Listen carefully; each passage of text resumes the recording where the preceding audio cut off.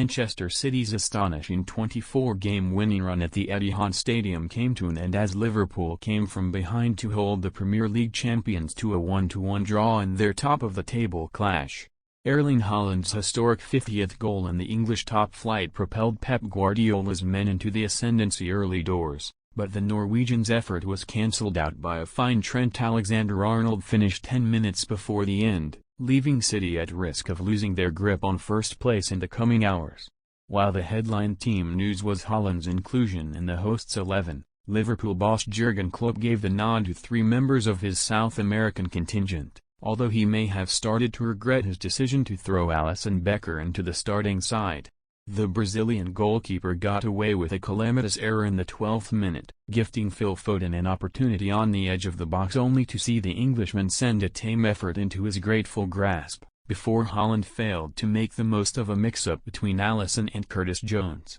In between Alisson's 2 nervy moments, his compatriot Ederson was called into action to parry a 16th-minute Darwin Núñez header to safety, but chances were few and far between for Liverpool as City continued to turn the screw. Alisson was not punished for his earlier 2 mishaps, but the Reds' number 1 would not be so lucky a third time, as with 27 minutes on the clock, the Brazilian slipped and ballooned a goal kick into the air, which was taken down by Nathan Ake inside the Liverpool half. The Dutchman skipped past Alexander-Arnold and Dominic Szoboszlai with ease before slipping through Haaland, who found the far corner, with the help of Alisson's bombs, to leave another record tumbling in his wake, netting 50 Premier League goals in a mere 48 matches. Seeking a response before the break, a ruffled Liverpool side launched a few forays forward without success, one of which saw Núñez find the side netting from a tight angle in the 35th minute after being found by Szoboszlai. Alisson partially made amends for his previous gaffes in the 44th minute, tipping Foden's low drive round the post after the Englishman had cut inside from the right,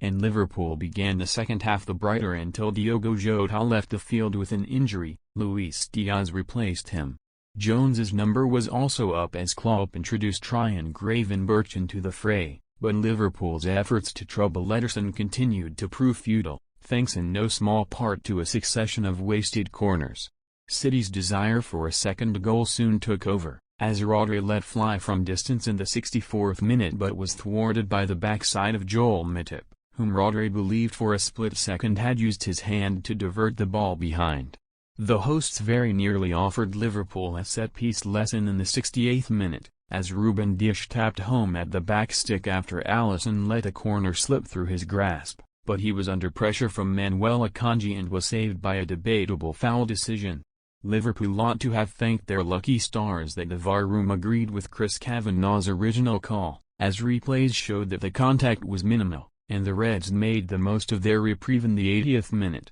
Rather than go for goal himself, Mohamed Salah, 1 strike away from 150 in the Premier League, teed up Alexander-Arnold on the edge of the box, and the right-back fizzed a wonderful low strike into the far corner before gesturing to the aghast City faithful to quieten down. 8 minutes of added time was not enough for either side to nick a winner, although Liverpool had to survive one final City corner with an injured Alisson, who had gone down holding his thigh but had to soldier on due to Klopp having already used up his 5 substitutions. Tempers flared between Núñez and Guardiola at the end as City retained their 1-point advantage over Liverpool at the top of the table, but Arsenal will leapfrog both teams into first place with a win over Brentford this evening. A Champions League home clash with RB Leipzig on Tuesday is next on the menu for Man City, while Liverpool host Lask Linz in the Europa League 2 days later.